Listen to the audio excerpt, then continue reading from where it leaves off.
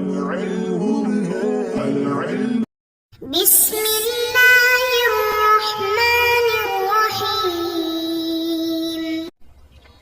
اللهم صل على سيدنا ومولانا محمد افضل صلواتك بعدد معلوماتك وبارك وسلم وصل عليه. بسم اللہ الرحمن الرحیم. عزیز طلبہ کرام، مختارات من ادب العرب سے آج ہمارا دوسرا سبق ہے بحمد اللہ تعالی. آج کا سبق ہمارا حضرت مصنف مولانا ابوالحسن علی ندوی رحمہ اللہ کے احوال پر مشتمل ہوگا. تو شروعات کرتے ہیں ان کے احوال سے. تو جیسے آپ حضرات کے علم میں ہے کہ حضرت مصنف رحمہ اللہ ایک بہت ہی بڑی جانی مانی شخصیت، نہ صرف عجم میں بلکہ عرب میں بھی آپ کے نام کا ایک بہت ہی بڑا سکہ ہے. اپنے علمی استعداد، اپنے قلم کے ذریعے سے، اپنی دعوتی سرگرمیوں کی وجہ سے اور اپنی معتدل اور منصفانہ مزاج کی وجہ سے آپ کو عرب اور عجم میں یکساں مقبولیت حاصل ہے. تو اس لیے پوری طرح ان کے احوال کا احاطہ کرنا ایک بہت ہی مشکل سا کام ہے، کیونکہ اس کے لیے وقت بھی بہت درکار ہوگا. تو بہرحال ہمارا سبق چونکہ یہی 15 سے 18-20 منٹ تک ہوتا ہے، تو اس وجہ سے ہم مختصراً کچھ احوال ان کے بیان کریں گے. باقی میں نے آپ حضرات کے لیے ان کے مختلف سلائیڈز وغیرہ وہ یہاں پر آپ کے خدمت میں پیش کی ہیں، تو تفصیلی طور پر پھر آپ حضرات اس سے استفادہ کر سکتے ہیں. اس کے علاوہ دوسرے بھی بہت سارے ان کے متعلق حیات و خدمات ہیں ان کی، تو ان کی طرف بھی رجوع کیا جا سکتا ہے. تو سب سے پہلے ہم آتے ہیں ان کے نام و نسب کی طرف. حضرت مصنف رحمہ اللہ، ان کا نام و نسب، آپ کا اسم گرامی علی اور کنیت ابوالحسن ہے. لیکن بات یہ ہے کہ جس نام سے آپ اپنے علاقے اور اپنے گاؤں میں مشہور تھے وہ علی میاں ہیں. علی میاں کے نام سے آپ اپنے علاقے میں جانے جاتے تھے. ان کے والد محترم کا اسم گرامی مولانا حکیم سید عبدالحی رحمہ اللہ ہے. پورا نام سید ابوالحسن علی ابن حکیم سید عبدالحی ندوی رحمہ اللہ ہے. آپ کی ولادت باسعادت 6 محرم الحرام 1433 ہجری بمطابق 1914 اپنے آبائی گاؤں تکیہ کلا رائے بریلی ہندوستان میں انہوں نے آنکھ کھولی. خاندانی پس منظر کی اگر بات کریں تو آپ ایک علمی خاندان کے چشم و چراغ تھے. آپ کے والد گرامی ہندوستان کے اصحاب فضل و کمال میں سے اور نامور مصنفین میں سے ان کا شمار ہوتا تھا. انہوں نے کئی کتابیں تصنیف فرمائی ہیں جو یہاں پر انہوں نے چند لکھی ہوئی ہے. مثلا نزہۃ الخواطر، الاعلام بمن فی تاریخ الہند من الاعلام، جو کہ 8 جلدوں پر ایک بہت ہی بڑا قیمتی موسوعہ ہے. اس کے علاوہ الثقافۃ الاسلامیہ فی الہند، یہ بھی ایک کتاب ہے زبردست. ایام و تہذیب الاخلاق اور گل رانا، یہ جو کتابیں انہوں نے یہاں پر 4 ذکر کی ہے، یہ ان کی سب سے مشہور اپنی تصنیفاتوں میں سے سب سے مشہور تصانیف ہے. ان کے علاوہ اور بھی ہے، لیکن ان 4 کو جو شہرت ملی وہ باقی کے حصے میں نہیں آئی. والد کی طرف سے یہ کمال آپ کو ملا. اب والدہ کی طرف حضرت والدہ محترمہ، جن کا اسم گرامی سیدہ خیر النساء رحمت اللہ علیہا ہے. آپ نے ان کو، قدرت نے ان کی ماں کو صفات کے ساتھ ساتھ ایک ادبی ذوق، اس سے بھی ایک وافر حصہ عطا فرمایا تھا. یہ اپنا تخلص بہتر استعمال کرتی تھی، جو کہ یقیناً ان کی شخصیت کی مکمل عکاسی کرتا تھا، کیونکہ ان کی والدہ، ان کی بھی تصانیف ہے، وہ بھی ایک ادبی ذوق و شوق رکھتی تھی. تو جو سب سے مشہور تصنیف ہے ان کی، اس کا نام ہے ذائقہ اور حسن معاشرت. یہ سب سے ان کی بہت معروف اور مشہور کتاب ہے. تو اب ظاہر سی بات ہے جو بچہ ایسے خاندان میں، ایسے والدین کے آغوش میں پلے تو وہ اس کی تربیت کس انداز میں ہوگی ہم سب جانتے ہیں. تو ابتدائی تعلیم و تربیت، مولانا کی ابتدائی تعلیم تو ظاہر سی بات ہے ماں کے گود سے ہی شروع ہو گئی تھی. نمازوں کی پابندی، قرآن کریم کی تلاوت، اس سے محبت، دینی علوم سے ایک بڑا تعلق، اور دوسری جو سب سے اہم چیز وہ انگریزی میں حد سے زیادہ انہماک سے بچاؤ، مطلب سیکھنے کی جو چیزیں ضرورت کی حد تک سیکھنے والی ہوتی اس میں اسی کے بقدر ہی اپنی توانائیاں، اپنی ہمت، اپنی قوت اور طاقت اور وقت کو صرف کرتے، اس کے علاوہ زیادہ وقت ان چیزوں کو نہیں دیتے تھے۔ کبر، نخوت، اس سے اجتناب، دوسروں کی حقارت، اظہار ثانی، یہ چیزیں بچپن ہی سے آپ کی خمیر میں گویا یہ وہ شامل ہو گئی تھی، اور تا دم مرگ آپ رحمہ اللہ اس پر کاربند رہے تھے۔ یہ جن اساتذہ سے انہوں نے کسب فیض کیا، علم سیکھا، وہ بھی اپنے زمانے کے ایک بہت ہی جانے مانے شخصیات، یکتائے روزگار تھے۔ مثال کے طور پر عربی کی تعلیم انہوں نے مولانا عرب خلیل صاحب رحمہ اللہ سے لی۔ اس کے علاوہ ابتدائی کتابیں نحو میر، میزان وغیرہ یہ کتابیں انہوں نے مولانا عزیز الرحمن حسنی رحمہ اللہ سے پڑھی۔ پارسی کی کتابیں گلستان بوستان وغیرہ اپنے چچا محترم سید محمد اسماعیل رحمہ اللہ سے پڑھی ہے۔ اس کے علاوہ اردو، ریاضی، خوشخطی یہ چیزیں، یہ کتابیں ماسٹر محمد زمان خان صاحب رحمہ اللہ اور اپنے بڑے بھائی سے جن کا نام ڈاکٹر سید عبدالعلی رحمۃ اللہ علیہ ہے، ان سے انہوں نے انگریزی، عربی میں استفادہ کیا۔ اسی طرح علامہ تقی الدین ہلالی مراکشی رحمہ اللہ سے بھی انہوں نے استفادہ کیا، دیوان نابغہ انہی سے پڑھی، اور عربی ادب کے متعلق ان سے بہت زیادہ استفادہ کیا۔ حضرت سید سلیمان ندوی رحمہ اللہ، ندوہ میں تدریس کے دوران فلسفہ قدیم پڑھ کر یونانی فلسفہ سے آگاہی حاصل کی۔ تفسیر قرآن میں آخری پارے حضرت لاہوری رحمہ اللہ کے جانشین حضرت مولانا عبید اللہ سندھی رحمہ اللہ کے شاگرد رشید خواجہ عبدالحی فاروقی رحمہ اللہ سے پڑھے، اور یہی پر پہلی بار آپ نے حضرت لاہوری رحمہ اللہ کا تذکرہ سنا، اور یہ تذکرہ سننا تھا کہ آپ ان کے اتنے گرویدہ ہو گئے کہ آپ نے ان سے بھی کسب فیض کیا۔ دارالعلوم دیوبند میں حضرت مدنی رحمہ اللہ سے حدیث، شیخ الادب مولانا اعزاز علی صاحب رحمہ اللہ سے فقہ، اور قاری اصغر علی صاحب رحمہ اللہ ان سے تجوید پڑھی۔ ندوہ میں طالب علمی کے دوران مولانا حیدر حسن ٹونکی رحمہ اللہ سے صحیح بخاری شریف، صحیح مسلم شریف، ابو داود اور ترمذی حرفن سبقن پڑھی ہے، بالکل بالاستیعاب پڑھی، اور انہی سے بیضاوی منطق کے اسباب بھی باضابطہ طور سے پڑھے۔ اب ظاہر سی بات ہے اس کے بعد منازل آتے ہیں سلوکت و طریقت کے، اپنے لیے اصلاح کے بارے میں فکر کرنا۔ تو چونکہ حضرت لاہوری رحمہ اللہ سے آپ کی واقفیت تو ہو چکی تھی، لیکن ان سے حضرت لاہوری صاحب رحمہ اللہ سے جو پہلی باضابطہ ملاقات ان کی ہوئی تھی وہ مئی 1929 میں ہوئی۔ پھر اس کے بعد اگلے سال 1930 میں یہ دوبارہ حاضر خدمت ہوئے، اور مستقل وقت لے کر ان سے سورہ بقرہ کا شروع حصہ پڑھا، مکمل شروع حصہ ابتدا والا وہ پڑھا، اور پھر اگلے سال، اس سے اگلے سال یعنی 1931 میں حجت اللہ البالغہ کے درس میں شریک ہوئے، اور اس میں بھی خوب استفادہ کیا۔ پھر آپ کے دل میں یہ بات آئی کہ مجھے حضرت سے اپنی اصلاح و تربیت کے حوالے سے ان سے ایک مستقل تعلق اور نسبت پیدا کرنی چاہیے، یہ جذبہ ان کے دل میں پیدا ہوا، تو انہوں نے مولانا احمد علی لاہوری صاحب رحمہ اللہ سے درخواست کی۔ اب مولانا احمد علی لاہوری صاحب رحمہ اللہ نے فرمایا کہ میرے شیخ و مرشد حضرت خلیفہ غلام محمد صاحب رحمہ اللہ بقید حیات ہے، لہٰذا ان کی خدمت میں خط لکھ کر ان کو وہاں ان کے پاس خانپور موجودہ اس وقت دینپور شریف کے نام سے جانا جاتا تھا وہی بھیج دیا، اور ان سے بیعت ہونے کا کہا۔ چنانچہ آپ انہی سے بیعت ہو گئے، اور پھر ادھر سے واپس آ کر حضرت لاہوری صاحب رحمہ اللہ سے انہوں نے تفسیر بھی پڑھی۔ حضرت لاہوری رحمہ اللہ کا ان کی زندگی پر ایک بہت بڑا اثر رہا ہے۔ یہ خود فرماتے ہیں کہ اگر حضرت مولانا احمد علی لاہوری صاحب رحمہ اللہ سے میری ملاقات نہ ہوتی تو میری زندگی اچھی یا بری، لیکن بہرحال موجودہ زندگی سے مختلف ہوتی۔ تو اتنا ان کی زندگی پر مولانا احمد علی لاہوری صاحب رحمہ اللہ وہ ان کی شخصیت پر اثر انداز ہوئے تھے۔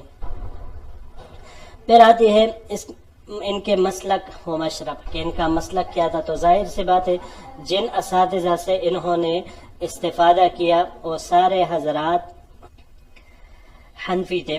دارالعلوم دیوبند کے اساتذہ کا مسلک و مشرب وہ تو ظاہر سے اظہر من الشمس ہے، سب کو پتہ ہے اور خوب ہی واضح ہے۔ دارالعلوم ندوہ میں آپ کے جو بڑے اساتذہ مولانا حیدر حسن صاحب رحمہ اللہ، وہ بھی پکے حنفی عالم تھے۔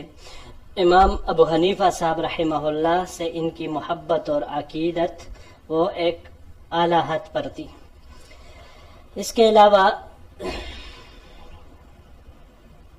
حضرت مصنف رحمہ اللہ نے اپنی ادبی زندگی کا آغاز باقاعدہ طور تو 1937 میں ہی کر دیا تھا کہ جب آپ مختلف رسائل عربی کے اور مختلف یہ اخبارات عربی والے انگریزی والے دوسرے وہ سارا سب کچھ پڑھتے رہتے تھے، اور پھر 1932 میں ندوہ سے عربی رسالہ الضیاء بھی شائع ہونا شروع ہوا، تو اس کی وجہ سے بھی حضرت کے ادبی ذوق کے لیے وہ ایک محمیز کا کام کیا اس نے۔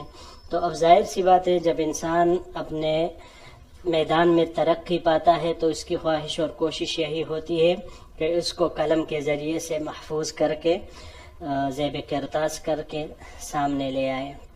تو اس بارے میں عربی میں ان کی تصانیف بھی موجود ہے اور اردو میں بھی ان کی تصانیف۔ اردو میں سب سے پہلے باقاعدہ جو تصنیف ان کی رہی ہے وہ سیرت سید احمد شہید رحمہ اللہ کے نام سے ہے، جو کہ 1939 میں منظر عام پر آئی تھی۔ 1939 میں انہوں نے یہ سید احمد شہید رحمہ اللہ کے سیرت سید احمد شہید کو مرتب کیا تھا۔ تو ان کی اس کتاب کم عمری میں ان کا یہ کارنامہ دیکھ کر بڑے بڑے عقلاء وہ حیران اور ششدر تھے کہ یہ ایک ایسی کتاب ہے جس نے بر صغیر کے ایک بہت بڑے خلا کو پر کر دیا اور بہت سارے غیرت مند اور حساس انسانوں کو بے چین اور مضطرب بھی کر دیا تھا۔ اسی کی کتاب کی وجہ سے پھر آپ رحمہ اللہ انہوں کی خدمت میں مختلف اطراف سے خطوط آنا شروع ہوئے اور مختلف اعتبارات سے ان کی پھر دعوتی سرگرمیاں بھی بہت ساری وہ شروع ہوئی۔ حضرت مولانا رحمہ اللہ کی دعوتی سرگرمیاں بنیادی طور پر ان کی دعوتی سرگرمیاں 3 نکات پر وہ مشتمل تھی۔ جو سب سے پہلا عام لوگوں میں ایمان کی مبادیات، عقائد، معاملات و اخلاق، تزکیہ نفس اور دعوت اللہ کو اس طرح رائج کیا جائے کہ ہر ایک میں اسلام کی حقیقت و حقانیت راسخ ہو جائے، اور لیکن اس میں آپ انتہائی حد تک تدریج کے قائل تھے کہ آرام آرام سے تدریجاً رفتہ رفتہ لوگوں میں ان چیزوں کا آنا وہ چاہیے۔ ظاہر سی بات ہے ایمان کی مبادیات، عقائد، اعمال، معاملات و اخلاق، تزکیہ نفس اور اللہ کی طرف لوگوں کو بنانا، یہ چیزیں ایسی ہے جو یک بارگی اور ایک ہی دم وہ نہیں ہو سکتی، تو اس میں تدریج کے قائل تھے کہ آرام آرام سے یہ ہونا چاہیے۔ دوسرا جو آپ کا نقطہ تھا رجال سازی کا کام، کیونکہ آپ کے نزدیک کسی بھی تحریک کے لیے، چاہے کوئی تحریک ہو، یہ ادارہ ہو یا ایک دوسری کوئی منظم تنظیم ہو، تو اس کے لیے رجال کار کا ہونا بہت ضروری ہے۔ جب رجال کار ہوتے ہیں تو تحریکیں بھی کامیاب ہوتی ہے، اور رجال کار ہوتے ہیں تو ادارے بھی ترقی کرتے ہیں، تنظیمیں بھی خوب پلے پھولتی ہیں۔ تیسرے نمبر پر جو آپ کا نقطہ تھا وہ حوصلہ افزائی، کہ بھائی کام کرنے والے جس شعبے کے ساتھ بھی منسلک ہو، جس سطح کے بھی ہو، ان کی حوصلہ افزائی کرنا، تاکہ ان کے اندر بددلی اور کسر ہمت کا ان کے پاس سے گزر ہی نہ ہو، کسی نہ کسی درجے میں یہ ان کی حوصلہ افزائی وہ ہونی ہی چاہیے۔ پھر اس کے علاوہ حضرت مصنف رحمہ اللہ نے چونکہ قلم کے اعتبار سے بہت ساری تصانیف کی ہے، چنانچہ بعض حضرات کے نزدیک 75-76 کے قریب ان کی عربی تصنیفات ہیں، اور 260 سے زائد اردو کتابیں انہوں نے تحریر فرمائی ہیں۔